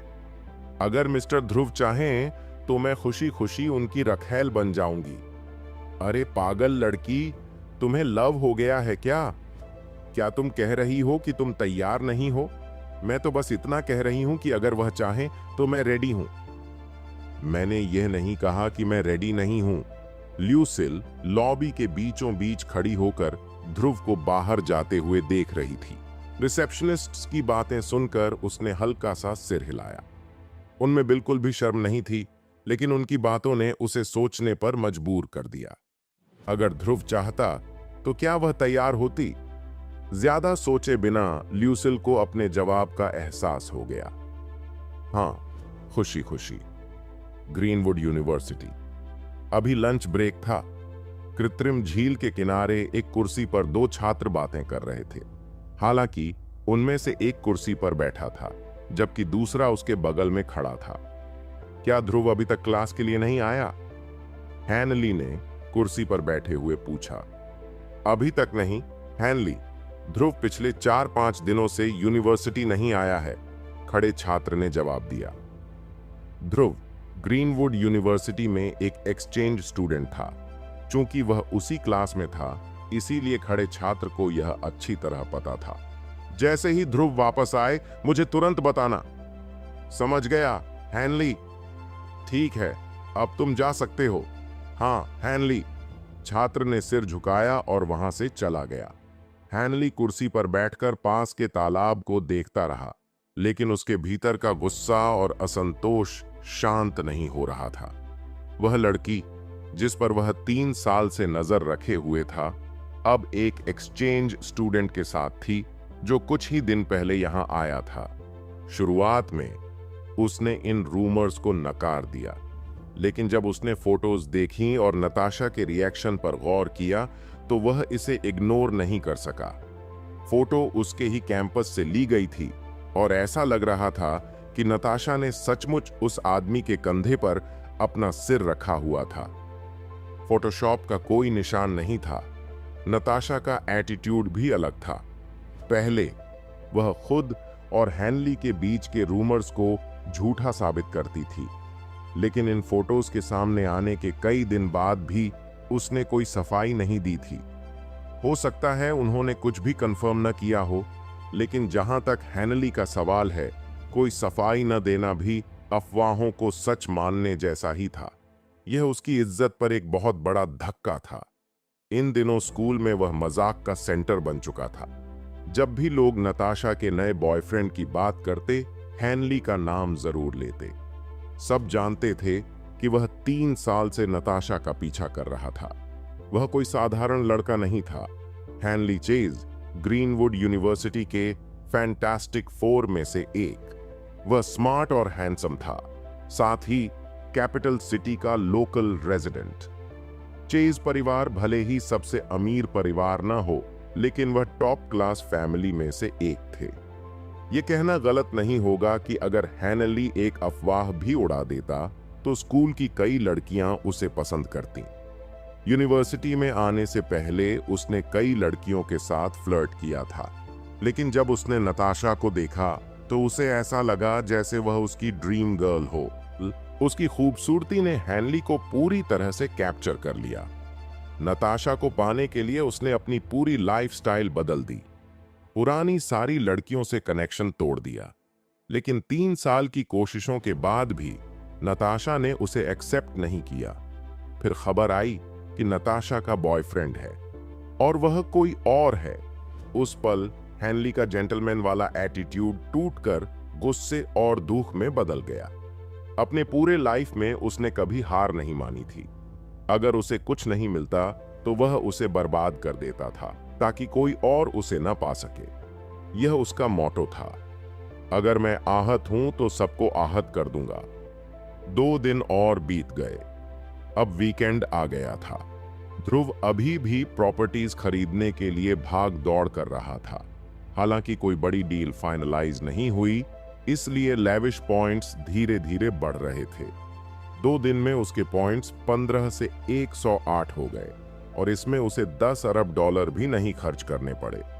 ध्रुव ने हेजिटेशन के बिना फिर से बॉडी स्टैट्स पर टैप किया। जैसे ही उसने पॉइंट्स इन्वेस्ट किए, अब केवल 8 लेविश पॉइंट्स बचे थे, लेकिन उसका फिजिकल लेवल एक्सेप्शनल लेवल 4 तक पहुंच चुका था। स्टारी नाइट होटल लौटते समय ध्रुव ने देखा कि इलाके में कुछ अनयूजुअल हलचल थी। होटल के एंट्रेंस पर लग्जरी कार्स की लंबी कतार थी। इतनी गाड़ियां थीं कि पार्किंग में जगह भी नहीं बची थी। होटल के बाहर भीड़ जमा थी। कई लोग बैनर्स और पोस्टर्स पकड़े हुए थे, लेकिन डजन्स ऑफ सिक्योरिटी गार्ड्स ने उन्हें अंदर जाने से रोक रखा था। ध्रुव ने सोचा, क्या ये फैंस हैं? क्या कोई सेलिब्रिटी स्टारी नाइट होटल में ठहरा है? ध्रुव ने अपनी कार केवल अंडरग्राउंड पार्किंग में ही पार्क की। मुख्य एंट्रेंस पर उसे रोक लिया गया। पहले यहां 4 महिला द्वारपाल होती थीं, लेकिन अब उनकी जगह 4 सिक्योरिटी गार्ड्स थे। सर, कृपया अपना रूम कार्ड दिखाइए। मौजूदा मेहमानों के अलावा किसी को अंदर जाने की अनुमति नहीं है, एक गार्ड ने कहा। ध्रुव कुछ कहने ही वाला था कि उसने लॉबी में ल्यूसिल येट्स को उसकी ओर आते देखा। ल्यूसिल तुरंत दौड़कर उसके पास पहुंची। गुड इवनिंग मिस्टर ध्रुव, ल्यूसिल ने मुस्कुराते हुए कहा। फिर उसने गार्ड्स की ओर मुड़कर कहा, मिस्टर ध्रुव, हमारे होटल के वीआईपी गेस्ट हैं। इस तरफ आइए मिस्टर ध्रुव, ल्यूसिल ने सम्मान के साथ कहा। ध्रुव लुसिले के पीछे होटल की लॉबी में चला गया।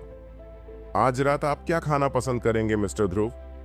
मैं आपके लिए अरेंज कर दूंगी, ल्यूसिल ने विनम्रता से पूछा। कुछ भी ठीक है, हमेशा की तरह दे दो। वैसे आज होटल में इतनी हलचल क्यों है? ध्रुव ने कैजुअली पूछा। मिस्टर ध्रुव, आज रात हमारे होटल में एक डायरेक्टर अपनी नई फिल्म का प्रीमियर कर रहे हैं। उन्होंने कई मशहूर हस्तियों और फिल्म निवेशकों को इनवाइट किया है।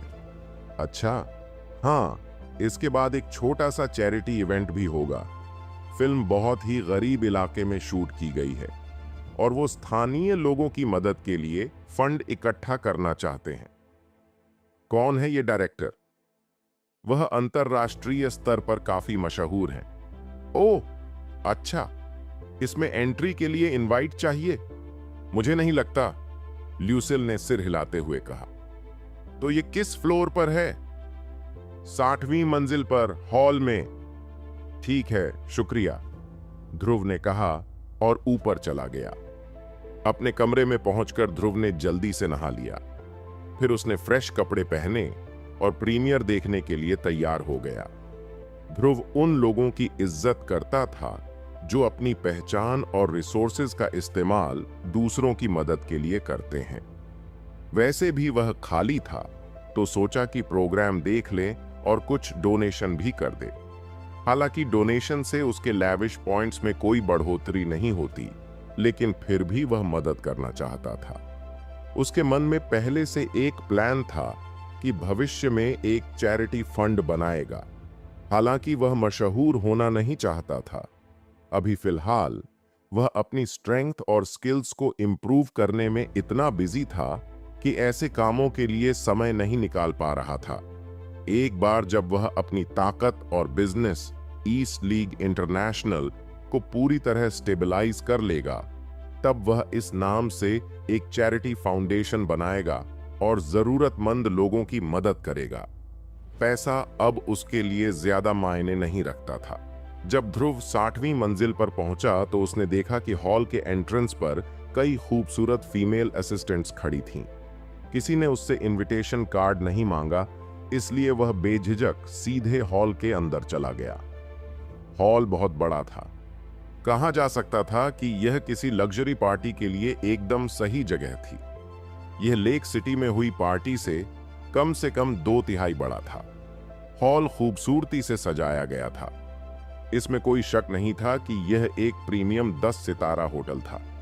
वहां बहुत से लोग थे, शायद 200 या 300, लेकिन हॉल इतना बड़ा था कि यह फिर भी खाली सा लग रहा था। ध्रुव के आने पर किसी का ध्यान नहीं गया। सब अपनी अपनी मंडली में बातों में व्यस्त थे। ध्रुव फूड सेक्शन में गया, एक प्लेट उठाई और उसे भरने लगा। पूरे दिन इधर उधर भागने के बाद उसे जोरों की भूख लगी थी। एक कोना ढूंढकर वह खाना खाने लगा। पॉश पार्टीज में खाना हमेशा शानदार होता था। खाते खाते उसने हॉल में चारों तरफ नजर दौड़ाई। वहां कई ऐसी मशहूर हस्तियां थीं जिन्हें उसने अब तक सिर्फ टीवी पर देखा था। हालांकि 2 लोग ऐसे थे जिन्हें वह पहचानता था, मैरी केंट और महारानी एल्सा विंटर्स। वे उससे पहले लेक सिटी में मिल चुकी थीं, लेकिन ध्रुव का उनसे बात करने या नमस्ते कहने का कोई इरादा नहीं था। आखिर वे उसे जानते भी नहीं थे, और अगर जानते भी हों तो यह डाउटफुल था कि वे उसे याद करतीं। मैरी मुस्कुराते हुए एक मोटे और गंजे निवेशक से बात कर रही थी। बाहर से देखने वालों के लिए वह देश के 4 उभरते सितारों में से एक थी। उसकी जिंदगी बेहद ग्लैमरस लगती थी, लेकिन हकीकत वह जानती थी। वह केवल पूंजीपतियों का खिलौना थी। काफी मेहनत के बाद उसे एक बड़े बजट की फिल्म का मौका मिला था, लेकिन वह निवेशक जो उस प्रोजेक्ट में पैसा लगा रहा था, नाराज हो गया। वजह, उसने उसके साथ सोने से इनकार कर दिया था। निवेशक ने अचानक प्रोजेक्ट से हाथ खींच लिया। उसके बाद निर्देशक ने मैरी को खूब डांटा। तुम्हारी वजह से उसने बिना सोचे समझे अपना पैसा वापस ले लिया। अगर तुम नया निवेशक नहीं ला सकती तो इस इंडस्ट्री में तुम्हारा करियर खत्म समझो। साफ शब्दों में कहें, अगर मैरी कोई नया निवेशक ढूंढने में नाकाम रही तो उसे इंडस्ट्री से ब्लैकलिस्ट कर दिया जाएगा। निर्देशक के कद को देखते हुए उसके जैसे नए कलाकार को ब्लैकलिस्ट करना बहुत आसान था।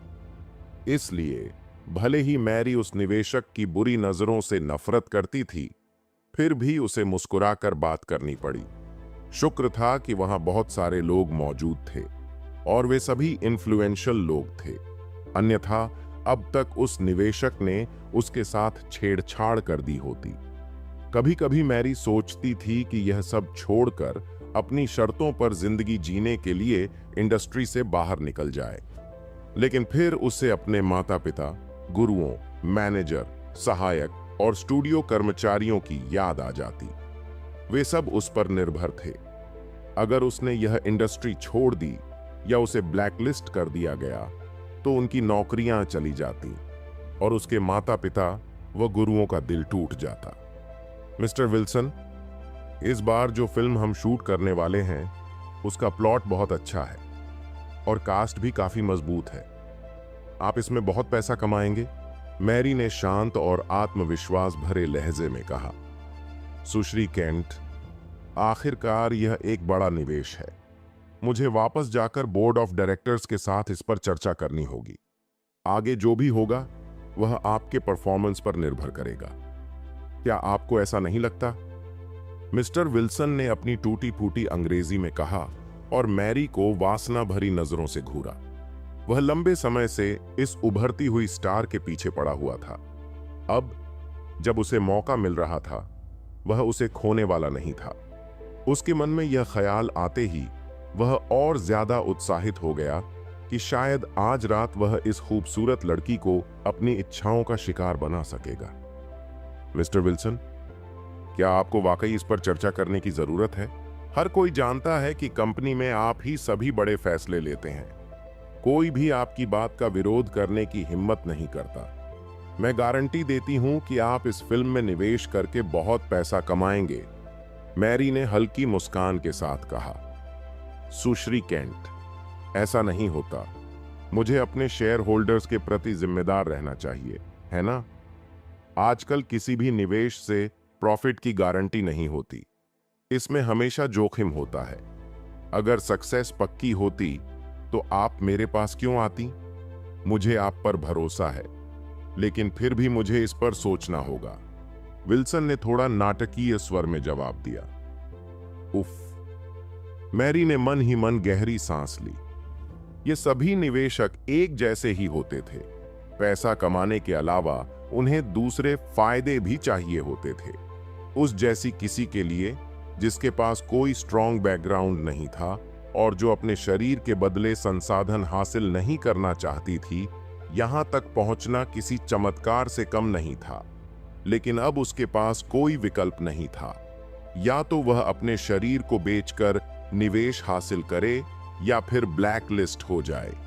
हालांकि अगर उसे ऐसा करना ही है तो वह किसी युवा और अच्छे दिखने वाले व्यक्ति को तो चुन ही सकती है। मिस्टर विल्सन, वे मोटे थे, उनका पेट निकला हुआ था और वे गंजे भी थे। उम्र में वे मैरी के पिता जितने बड़े थे।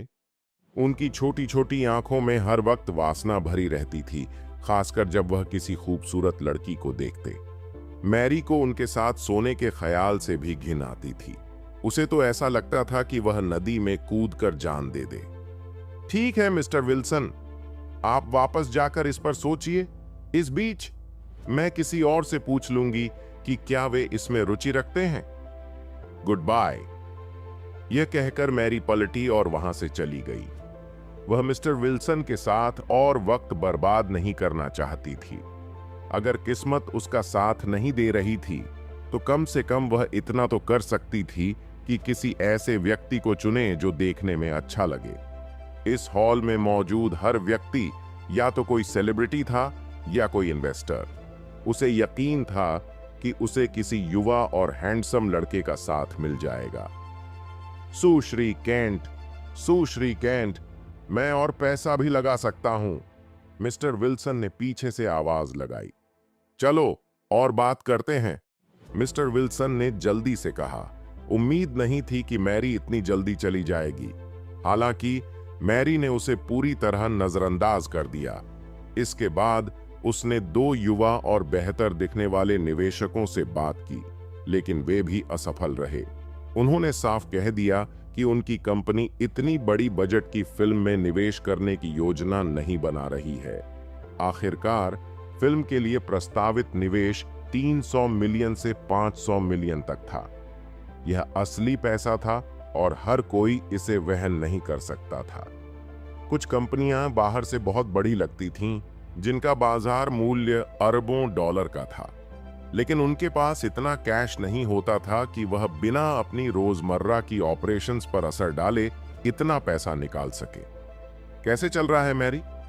एक खूबसूरत आत्मविश्वासी अधेड़ उम्र की महिला उसके पास आई और पूछा। यह मैरी की मैनेजर थी, हन्ना क्लेमेंट। हन्ना वही व्यक्ति थी जिसने मैरी को स्कूल से पास होने के बाद इंडस्ट्री में लाने में मदद की थी और उसे यहां तक पहुंचाया था। मैरी ने हल्के से सिर हिलाते हुए कहा, बहुत ज्यादा प्रगति नहीं हुई है हन्ना, तुम्हारा क्या हुआ? मैं भी कुछ खास नहीं कर पाई। ओह, ऐसी कंपनियां बहुत कम हैं जो इतनी बड़ी बजट वाली फिल्मों को फंड कर सकती हैं।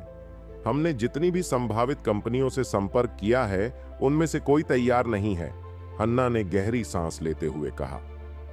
हन्ना, क्या तुम्हें लगता है कि मेरे पास अब सिर्फ एक ही विकल्प बचा है? इंडस्ट्री में यही चल रहा है, किसी को भी तुम्हारी मेहनत और अभिनय के हुनर की परवाह नहीं। अगर तुम अपने शरीर का त्याग करने को तैयार हो तो कोई भी महिला मुख्य भूमिका निभा सकती है। मैरी ने लाल आंखों से गुस्से और दर्द भरी आवाज में कहा। ओह मैरी, ऐसा मत सोचो। अगर कोई और रास्ता नहीं बचा तो हम छोड़ देंगे। वह कौन होता है जो तुम्हें ब्लैकलिस्ट करने की धमकी देता है? अगर उसने तुम्हें ब्लैकलिस्ट किया तो मैं उसे एक्सपोज कर दूंगी। हम अपनी पूरी ताकत से लड़ेंगे, चाहे जो हो जाए। हन्ना ने दिलासा देते हुए मैरी के सिर पर हाथ फेरा। तभी एक आवाज उनके कानों तक पहुंची। सुश्री केंट, मैंने सुना है कि आपको अपनी फिल्म के लिए पैसों की जरूरत है। दोनों ने पलट कर देखा। एक आकर्षक चेहरा मुस्कुराते हुए उनकी तरफ देख रहा था। यह ध्रुव था। ध्रुव बस खाना खाने और चैरिटी के लिए पैसे देने आया था। उसके बाद वह लौटने की सोच रहा था, लेकिन जब से उसकी मानसिक शक्ति बढ़ी थी, उसकी आंखें और कान दोनों बेहद तेज हो गए थे। मैरी और हन्ना उससे ज्यादा दूर नहीं थीं, इसलिए उसने उनकी बातचीत सुन ली। ऐसा लग रहा था कि वे निवेशकों की तलाश में थीं। ध्रुव ने मन में सोचा, क्या यह फ्री में पॉइंट्स कमाने का मौका नहीं है? फिल्म में पैसा लगाना उसके लिए एक और अपॉर्चुनिटी था। ये कुछ निर्देशकों से जुड़ने का अच्छा तरीका हो सकता था, और अगर मैरी के जरिए ऐसा हो जाए तो यह और भी बेहतर। उसे यकीन था कि आगे चलकर जब भी उन्हें पैसे की जरूरत होगी, वे उससे संपर्क करेंगे, और इसका मतलब था कि उसे और भी शानदार अंक कमाने का मौका मिलेगा। तो इसलिए वो यहां आया था। आप मिस्टर ध्रुव हैं? मैरी ने चौंकते हुए पूछा। ध्रुव, जो पिछली बार लेक सिटी में मिला था, अब पहले से भी ज्यादा हैंडसम और डैशिंग लग रहा था। उसकी इस बदली हुई पर्सनैलिटी ने मैरी को थोड़ा कंफ्यूज कर दिया था। यह तो अच्छी बात है कि आप मुझे नहीं भूली मिस केंट, ध्रुव ने हल्की मुस्कान के साथ जवाब दिया।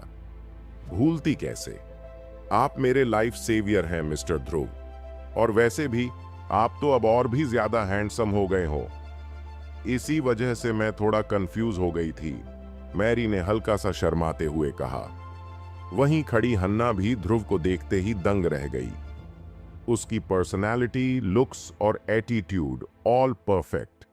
जब ध्रुव बोलता था तो उसके चेहरे पर जो मुस्कान होती थी, वो ऐसी लगती थी जैसे बसंती हवा चल पड़ी हो। हन्ना कई सालों से एंटरटेनमेंट इंडस्ट्री में थी। उसने कई टैलेंटेड लोगों को आते जाते देखा था, लेकिन ऐसा बंदा उसने पहले कभी नहीं देखा था। उसके मन में एक ख्याल आया, अगर ये लड़का इंडस्ट्री में आ जाए तो सारे एज ग्रुप की लड़कियां इस पर फिदा हो जाएंगी। मैरी, ये कौन है? हन्ना ने थोड़ा हैरानी से पूछा। उसे तो लगा था कि मैरी का हर दोस्त वो जानती है। आखिर वो दोनों बेस्ट फ्रेंड थीं। हन्ना तो ये भी जानती थी कि मैरी के कितने मस्से हैं, लेकिन ध्रुव के बारे में उसने कभी कुछ नहीं सुना था। फिर तो हन्ना का दिमाग बिजनेस मोड में आ गया। अगर मैं इसे अपने स्टूडियो में लेकर आ जाऊं तो थोड़ी पैकेजिंग करके इसे सुपरस्टार बना सकती हूं। आजकल का टाइम इंप्रेशन का टाइम है, और ध्रुव तो ऐसा लगता है जैसे उसी के लिए बना हो। अगर वो इसे अच्छे से पैकेज कर दे तो वो गारंटी दे सकती थी कि ये बंदा मार्केट का हॉटेस्ट आइडल बन जाएगा। उसके पास इतने ब्रांड डील्स और एड्स आ जाएंगे कि कुछ ही सालों में वो जिंदगी भर का पैसा कमा लेगा।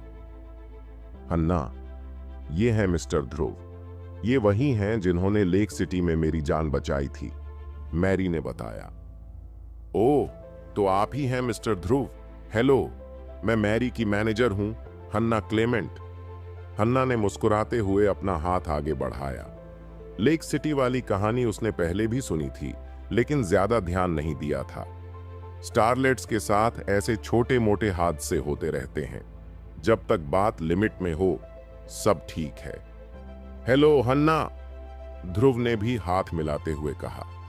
फिर हल्की मुस्कान के साथ बोला, मैरी, आप मुझे कैसे भूलती? लेकिन कौन सा लाइफ सेवियर? मैंने तो कुछ किया ही नहीं। वैसे मैंने सुना है कि आप कोई मूवी प्रोजेक्ट स्टार्ट करने वाली हैं और उसके लिए इन्वेस्टर्स ढूंढ रही हैं। और इतना कहते ही कमरे में सन्नाटा छा गया। हाँ, हमारे पुराने इन्वेस्टर ने अचानक हाथ खींच लिए, इसलिए अभी हम नए इन्वेस्टर्स की तलाश कर रहे हैं। लेकिन इन्वेस्टमेंट की बड़ी अमाउंट की वजह से हमें अभी तक कोई नहीं मिला है, मैरी ने थोड़ी उदासी के साथ कहा। मैं इन्वेस्ट कर सकता हूं, ध्रुव ने स्पष्ट रूप से कहा। मैरी ने चौंक कर पूछा, क्या आप मूवीज में भी इन्वेस्ट करते हैं मिस्टर ध्रुव?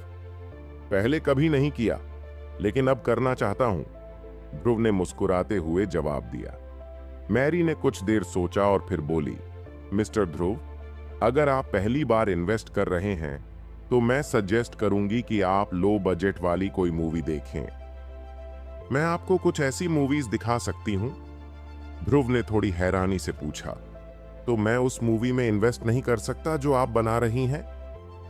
हमारा इन्वेस्टमेंट बजट काफी बड़ा है मिस्टर ध्रुव। मैं ये वादा कर सकती हूं कि मैं अपना बेस्ट दूंगी, लेकिन आखिर में सब मार्केट पर डिपेंड करता है। इसमें कई रिस्क्स होते हैं। ये आपका पहला एक्सपीरियंस होगा फिल्मों में इन्वेस्ट करने का, और अगर पैसे डूब गए तो आपका कॉन्फिडेंस कम हो सकता है, मैरी ने काल्मली समझाया। इन्वेस्टमेंट बजट कितना बड़ा है? ध्रुव ने सीधा सवाल किया। लगभग 300 से 500 मिलियन डॉलर, मैरी ने सीधा जवाब दिया। पहले तो ध्रुव को सुनकर थोड़ा झटका लगा जैसे ये बहुत बड़ी अमाउंट है, लेकिन फिर वो रिलैक्स हो गया। बस 300 से 500 मिलियन डॉलर ही तो हैं। मैं आपकी मूवी में इन्वेस्ट करूंगा, लेकिन 300 से 500 मिलियन डॉलर काफी नहीं होंगे, ध्रुव ने सीधा सीधा कहा। मैरी ध्रुव को और समझाने वाली थी, लेकिन उसके बोलने से पहले ही हन्ना बोल पड़ी। आप कितना इन्वेस्ट करने वाले हैं मिस्टर ध्रुव? हम कुछ और इन्वेस्टर्स को साथ लेकर बजट शेयर कर सकते हैं। आजकल बड़े प्रोडक्शंस में ऐसा ही होता है, हन्ना ने प्रोफेशनल अंदाज में कहा। 300 से 500 मिलियन में कौन सी अच्छी मूवी बन सकती है? मैं एक परफेक्शनिस्ट हूं जो हर काम में बेस्ट देने में बिलीव करता है। चूंकि मैंने इन्वेस्ट करने का डिसीजन ले लिया है, तो आपको भी बेस्ट शॉट्स को बेस्ट इक्विपमेंट के साथ फिल्म करना होगा। मैं पहले $1 बिलियन इन्वेस्ट करूंगा। अगर ये कम पड़े तो और भी डाल दूंगा, ध्रुव ने ठोस लहजे में कहा। मैरी का मुंह खुला का खुला रह गया। मिस्टर ध्रुव, ये कैसे पॉसिबल है? मैरी हकलाते हुए बोली। हन्ना ने कोई जवाब नहीं दिया, क्योंकि उसने सोच लिया था कि ध्रुव उन दोनों को बेवकूफ बना रहा है। उसे लगा कि ध्रुव मैरी को इम्प्रेस करने की कोशिश कर रहा है। उसने मन ही मन सोचा, पहले प्यार का नाटक करेगा, फिर पैसे और इंटीमेट फेवर्स के लिए फंसाएगा। जब ध्रुव इतना सभ्य दिखता था, तो हन्ना को उम्मीद नहीं थी कि वो ऐसा कर सकता है। कितनी सही बात है, किसी किताब को उसके कवर से जज नहीं करना चाहिए। मैरी की एक्सप्रेशंस देखकर लगा कि वो ध्रुव की बातों पर पूरी तरह से भरोसा कर रही थी। शुक्र है कि हन्ना आज वहां थी। अगर वो वहां नहीं होती तो मैरी ध्रुव के जाल में फंस जाती। हन्ना एंटरटेनमेंट इंडस्ट्री में कई सालों से काम कर रही थी। जितना एक्सपीरियंस हन्ना के पास था, उतना एक्सपीरियंस तो मैरी जैसे न्यूकमर्स के पास हो ही नहीं सकता था। हन्ना ने अपने करियर में कई इन्वेस्टर्स देखे थे, लेकिन कोई भी ऐसा नहीं था जो पहले इन्वेस्टमेंट अमाउंट कम बताकर फिर खुद ही उसे बढ़ा दे। और यहां तो मामला करोड़ों का नहीं, सीधे $1 बिलियन का था। पूर्णतावादी होना और हर काम में अपना बेस्ट देना बैकलिस्ट था। ज्यादा पैसा होने पर कौन मना करेगा? लेकिन बात कुछ समझ में नहीं आई। और $1 बिलियन की अमाउंट, ये तो बहुत ज्यादा थी। हन्ना के दिमाग में शक और गहराता गया। उसे लगा कि ध्रुव उन्हें बेवकूफ बना रहा है, और ऐसा सिर्फ इसलिए क्योंकि ध्रुव की शक्ल बहुत अच्छी थी। शक्ल पर मत जाओ, अक्ल लगाओ, हन्ना ने मन ही मन सोचा। लेकिन उसने तुरंत कोई रिएक्शन नहीं दिया। वो देखना चाहती थी कि ध्रुव अब आगे क्या करने वाला है। अगर हन्ना भी उस दिन मैरी के साथ लेक सिटी की प्राइवेट पार्टी में गई होती तो शायद उसकी सोच अलग होती, क्योंकि उस पार्टी में शहर के बड़े बड़े लोग थे जिनकी संपत्ति अरबों में थी। और जो इंसान उस लेवल की पार्टी में घुल मिल सकता है, वो भला एक छोटी स्टारलेट को धोखा देने के लिए इतना एफर्ट क्यों करेगा? ध्रुव ने कॉन्ट्रैक्ट डॉक्यूमेंट्स निकाले और कहा, तो क्यों नहीं, ये एक डील है। मैं इन्वेस्टमेंट करूंगा और आपको बस अपना बेस्ट देना है। अगर बजट कम पड़ेगा तो मैं और डाल दूंगा। मैरी की खुशी का ठिकाना नहीं था। धन्यवाद मिस्टर ध्रुव, सच में आपने एक बार मेरी जान बचाई थी और अब आप फिर से मेरी हेल्प कर रहे हैं। मुझे समझ में नहीं आ रहा कि आपको कैसे थैंक्स कहूं। कहते कहते मैरी ने ध्रुव को गले लगा लिया। मैरी ने ध्रुव पर पूरा भरोसा कर लिया था। क्यों? क्योंकि उसने अपनी आंखों से देखा था कि ध्रुव बेकार नहीं है। वो तो लगभग $100 मिलियन की स्पोर्ट्स कार चला रहा था। लेकिन तभी हन्ना का दिमाग दौड़ा। क्या कर रही है मैरी? अगर किसी ने इस सीन की फोटो ले ली तो ये बड़ी खबर बन जाती। 4 नई उभरती स्टार्स में से एक मैरी केंट ने एक अजनबी को गले लगाया। बस ये हेडलाइन हर जगह छा जाती। और मीडिया का तो काम ही यही है, छोटी बात को बड़ा बनाना। हन्ना तुरंत हरकत में आई। उसने मैरी का हाथ पकड़ा और उसे पीछे खींच लिया। मैरी, क्या कर रही हो? अगर किसी ने ये देख लिया तो क्या होगा? हन्ना ने गुस्से में फुसफुसाते हुए कहा। मैरी को भी अपनी गलती का एहसास हो गया। अब वो एक पब्लिक फिगर थी। उसकी हर हरकत पर लोगों की नजर रहती थी। सॉरी मिस्टर ध्रुव और हन्ना, मुझसे गलती हो गई। मैं बस अपनी खुशी दिखाना चाहती थी और वो पल भर में हो गया, मैरी ने माफी मांगते हुए कहा। हन्ना अब तक इंप्रेस हो रही थी, लेकिन इस बार उसे यकीन हो गया था ध्रुव एक प्लेयर है। उसने पक्का मान लिया कि ध्रुव एक ऐसा इंसान है जो अपनी अच्छी शक्ल और पैसे का इस्तेमाल करके लड़कियों को फंसाता है। हन्ना ने सोचा, शक्ल देखकर धोखा मत खा।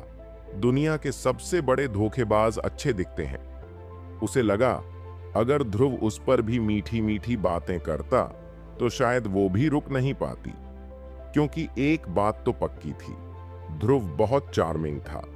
उसे लगा कि शायद एक रात के लिए पैसे के साथ साथ वो भी कॉम्प्रोमाइज कर लेती।